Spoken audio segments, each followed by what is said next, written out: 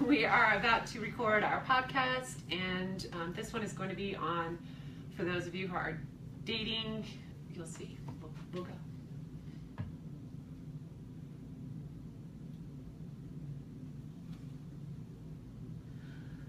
Okay guys, let's talk about you're dating a person and you're getting more and more serious, and how do you bring up this topic of pornography, topic of addiction? How do you approach it? Where do you go from there? What was your guys' experience when you guys started dating? Ashlyn? It wasn't a topic, and that's part of the problem, is that we really went into this with this big secret and a huge part of our life that was never talked about. So when did you find out about his addiction? I'm not even totally sure, That actually needs to be answered. When did you suspect something was up, but didn't know what was going I on? suspected the first week we were married. First week you were married? Yeah. Okay, so you were locked in now. Yeah. Yeah. Right. And then you didn't know anything until like year 3. Yeah. Like for sure year 3. Like Yeah. For you sure. got me acting out. Okay, so listen to that. So how long did you guys date before you got married? Not long enough. I'm pretty sure we could have dated for like 6 years and that wouldn't have come up. Okay, because you were really good. Meaning right? I was super good at snowballing people, but Yeah. especially the girl that liked me. I was like, oh, there's no way she can know. So We dated 8 months. Yeah. Okay, so if you're a girl, how do you safeguard yourself against this? And when you say this, I want to be really clear for Yeah. us. This was we got married on a lie. Yes, okay, We that's very married. You based talking upon a about lie. your lie is very honest. And that's not how it always was. You fooled her into marrying you. Yes. There's a big part of you that you did not show, but you got her to marry you anyways, Mhm. right? Mhm. And it led down the road. It led to a lot of all these problems, right? And if it were addressed before you got married, who knows? Maybe you wouldn't have gotten married. Maybe you It's would have, possible. right? Totally. And that's why the fear is there, is because you want to keep it a secret because you don't want to lose her. Totally. Right? So how do you safeguard against this? So let's talk about from the perspective of the woman. You're dating a guy, right? Or it could be a dude too. Okay, sure. Right? Oh, Yeah. dating a girl. Yeah, it could be a girl dating a guy, and you're like, okay. Could be a guy dating a guy. Could be It could whatever be, it is. It's okay? true. It could be everything. If you're Yes. dating someone and you need to, you feel like, okay, you need to have the conversation. Maybe that's not on everybody's radar though. Right. Okay, but let's say that there's certain things like addiction, like pornography use, acting out with sex, that are important to you. They're deal breakers as you're getting into a relationship. How do you flush that out? How do you flush out the deal breakers? Yeah, before you get duped into marrying somebody. Now, I want to say there's no guarantee. Some people are very good liars and they can manipulate their way into things. But there are things that you can do that can really can safeguard you and protect you. Did you know that was a thing, Ashley? What Brandon just said? No. What? But What was the thing? I mean, that you could actually ask questions to flush out. No, actually, I issues. remember asking you questions before we got married, and you said, "I don't talk about my past." Oh, And so yeah. that was red like, flag. Yeah. Like, if you hear that, it ladies, was. like red flag. Okay? It was a huge deal for me, and it was that way. I think for probably 8 years of our marriage, I was like, Years. "This isn't normal. Like, you should be able to tell me things without feeling whatever you're feeling." Now, I don't know. why is that such a red flag? I don't talk about my past. Because there's something I don't know. Like, what did you do?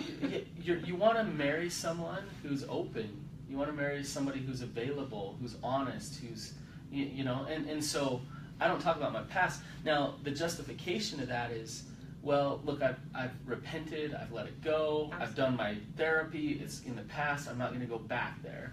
But somebody who's truly healthy, they can look at their past, they can talk about their past, and it's not hard, right?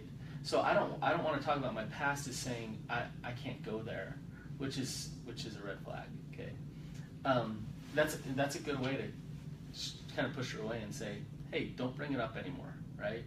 Oh, and it was. Yeah. It was. So, okay, how do you bring this up? A couple of things, a couple of pointers, okay? I wouldn't bring this up on the first date, unless the date goes really well. Unless you're engaged at the end. Yeah. And the reason is there's a boundary there. You're getting to know the little non-vulnerable, non-intimate things about the person on the first date. And that's important, right? Sure. To not just like jump into the deep end and try to get totally vulnerable and whatever, right? That's like a thing. That is important, because if you get too vulnerable, or if you push them to get too vulnerable, it's not healthy. It's showing a lack of healthy boundaries. So you get into a first date and you're just kind of getting to know each other a little bit, right? And so as you start to date this person, you start to get more serious, then it needs to be addressed. And I get this question all the time. When do I bring it up? When do I approach this topic? And I get it from the guy who has the issue and wants to disclose it, and I get it from the women who are saying, gosh, I'm worried about this, how do I bring this up? And I would say, when you start to get exclusive, when you start to only date them, then it's time to have some hard conversations. And the conversation you don't want to have is, hey, have you looked at porn? Hey, do you have an addiction? Because what will be the answer? Oh man. Heck no. It's like a javelin coming at me. Like, I'm just like, I don't know which way to duck. It's like 100 miles an hour. And what you do is quickly duck. No, what? No. But I know a friend who has. This real good buddy of mine. Right. I know a dude. Right. And you don't want to set it up where it's a quick, uncomfortable thing that you're going to ask because you're supposed to and move on. This is a discussion. It's a conversation. And what you're gauging is not his words. You're gauging his reaction and his response. So if you bring up the topic, hey, let's talk about porn, let's talk about sex addiction, and he rolls with it, and he says, yeah, I've had my issues, and I've done my therapy, and it's working, and I can totally talk openly about it with you, snatch that guy up, right? If he starts deflecting, if he starts minimizing things, if he gets really uncomfortable and really awkward about it, and that might show in his nonverbals. Not right? just his words, yeah. Right.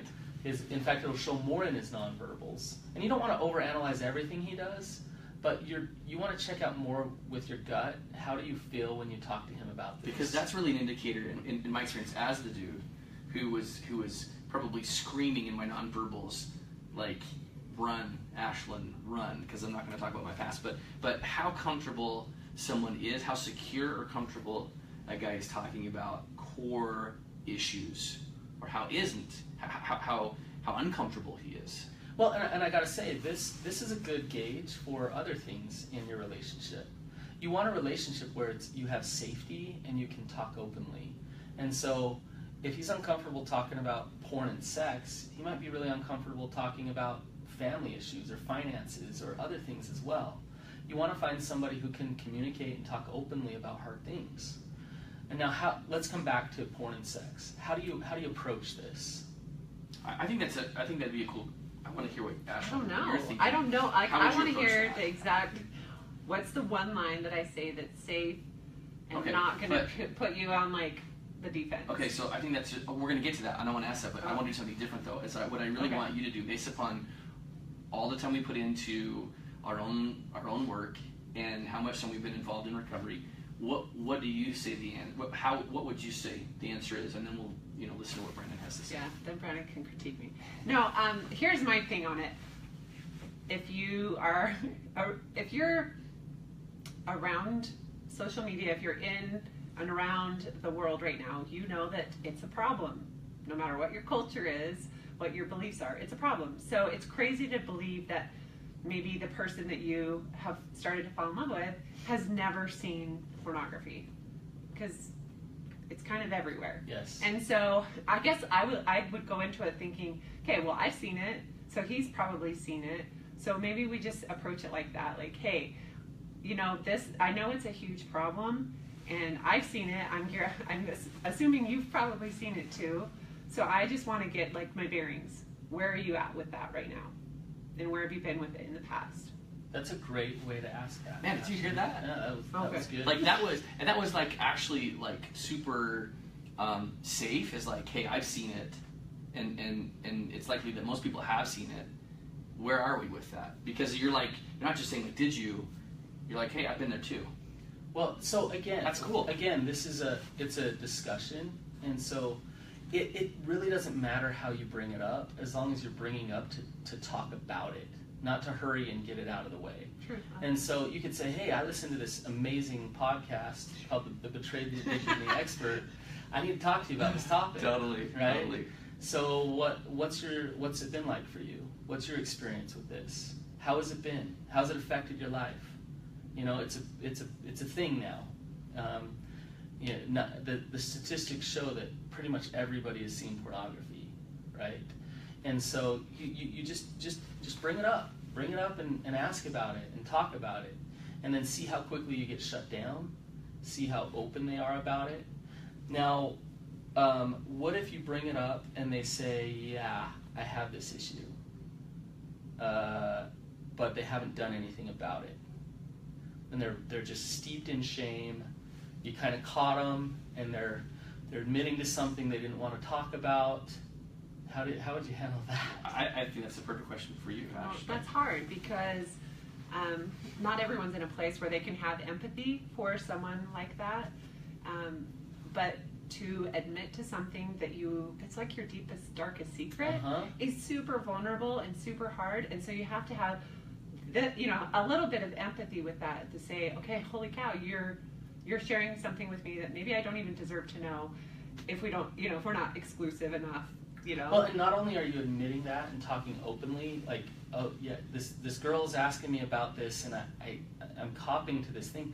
You're talking to a person that you're really hoping is going to like you, right? Too, right? Super vulnerable. Scary. Yeah. Layers is scary. Layers. Right. So I would say the first thing is like, amazing that you told me, because that's hard. Yeah.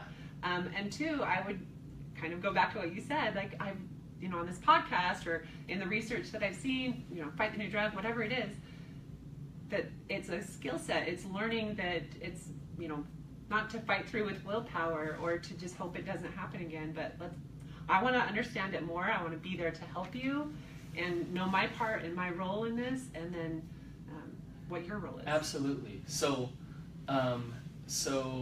you could dump them on the spot. Right? Totally. Which actually happens all the time. Yeah, it does. I have guys come to group brokenhearted because usually they open up to their girlfriend and their girlfriend talks to dad or whomever and they dump them. Absolutely. You could dump them on the spot, which I wouldn't recommend. You could try to fix it. Some women look at this as a great opportunity to be the hero. Because they're the fixer. Yeah, like, awesome, he's broken. I got a project. I got a project I can take care of, and this is great, right? Not good. Not good. Hashtag codependence. Yes, exactly. And try to fix him looks like this. It looks like, well, I've been listening to this podcast, and so here's everything that you need to do to get better. Let me give it to you. Boom, boom, boom, boom, boom, right? That's different than, hey, let me help educate you, which is, hey, I have these resources. If you want them, take them, run with this. You don't have to be stuck in the shame. You don't have to be, so I can support you, but you got to go do your own thing. I'm not going to dump you on the spot, but I want to see if you're going to go handle this, right? For sure. And I would say if you are that girl who gets told this and you decide you're going to stay, you have to become educated and understand, because although there may not be betrayal trauma, you're still going to have to learn how to understand that what addiction is and how his brain is working and all of the healing that goes into it. He's not unworthy of love, and dump him on the spot. And it's very important that if you marry him, stay in a relationship with him, that you have your tools, that you know your boundaries, you have your support system, that you have all these really good things that most people need in life anyways in place, so that you can be in a relationship with somebody with an addiction. Absolutely. So, I love all of this, and I would say I had a conversation with a girl this week who graduated college, lives in a college town, single, and I just said, hey, have you ever had this conversation with a guy before? And she's like, no. It was like a super uncomfortable conversation for her to even consider having in future, and she's not even dating anybody, right? But I think but kind of the message, one of the messages I left with her is like, whether or not you stay with this dude, just remember, like, he is a human being too, who is going to struggle like we all do, and it's important to realize that he ought not be given the two options of you either are perfect or you're a failure in this. And she's like, oh, and I was like, so remember, like even if you decide to continue to date a guy who says, yeah, I've got an issue with it, and I'm working on it, and I'm making progress, it's like, remember that through the process of dating, a relapse is not the measure of who they are. Right. And I said, in your job, you're not given the choice, not the choices, but you're not given the expectation you either be perfect at your job or you're going to fail. In school, it wasn't that way. In life, it's not that way. But so don't take that whole notion, let me thrust this being perfect, or I'm going to leave you to this individual. Right. Yeah, absolutely. You know, I say all the time that a man struggling with a sex addiction really makes an amazing husband. That sounds backwards. That sounds crazy. I know. A man struggling with a sex addiction makes an amazing husband. If, you know the if? Yeah. What's the if? I mean, if he's actively working recovery. Yeah. And the reason his sex addiction will be a blessing in your relationship. It'll be awesome. So women, go find a man with a sex addiction. That sounds so good. If he's actively working his recovery. Yeah, and that's different. Oh, it's everything. Yeah. Because if he is actively working his recovery, so when you have this conversation, and if he responds in a way of he's got his own self-determination, he's going to be honest, he's going to be humble, he's going to learn how to be connected, then you got a gem there. So you want to see if he's going to take this on, and if he's going to fight for you, but also work on himself. Then hang in there with this guy. For sure. Right? I remember being in my women's group therapy, and one of the gals who had been divorced from someone with our story who didn't want to work recovery, and she said, I look for guys like that I can date that are going to be honest with me, and so that a lot of times means they're in recovery. Yeah. Which sounds crazy, like I'm marrying the same guy, but it's not the same guy. Right. One wanted to work and one didn't. Right. I mean, the statistics, I don't know what they are now. Last I checked, something like 70% of men look at porn every month or something. The chances are you're going to find a guy with a porn problem. That's reality. How often or how awesome would it be to find a guy with a porn problem who is addressing it and who is getting stronger and healthier because of that problem, as opposed to a guy who wants to hide it, a guy who wants to manipulate so you can't see it, right? And so that's what you're looking for. Try to find a guy who's humble, a guy who's honest, a guy who's comfortable talking about hard things, and that will make all the difference. Now, another part of this that's really hard is when you first start dating somebody, you have this hard conversation, and let's say it goes really bad. There's a part of you that's infatuated, that's excited, that you want this relationship to happen, that can really stick your head in the sand and be like, no. I just want to be happy. I want to pretend like this didn't go down that way. And it's really important when you have this conversation that you stay real with yourself. Real with yourself of, look, that didn't go well. And maybe dating him going forward, maybe that's not what I want, right? Because people can talk themselves into staying because of what they think they want in that moment and disregard all of the things that they actually see, right? Totally. So super good. And there's always going to be the case of the conversation where the girl says, "Hey, so what does this look like? You know, for you, what's been your experience?" And the dude's like, "Well, yeah, I look at porn every day, and I'm cool with it." Right. Then what? Right. Then she's got a decision. Does she want to be married to a guy that looks at porn every day? And if she does, then marry him. If she doesn't, then don't. She's probably not listening to this if she's good with it. That's true. That's probably very very likely, Yeah. but certainly possible. And anyways, in that case, that's a whole different conversation. You know, like just like you said, Brandon, it's like, am I cool with this or am I not cool with this? If you're healthy, the answer to this isn't necessarily ask the right questions, and the answer to this is be healthy yourself. Then you won't get caught up in a relationship with an unhealthy person.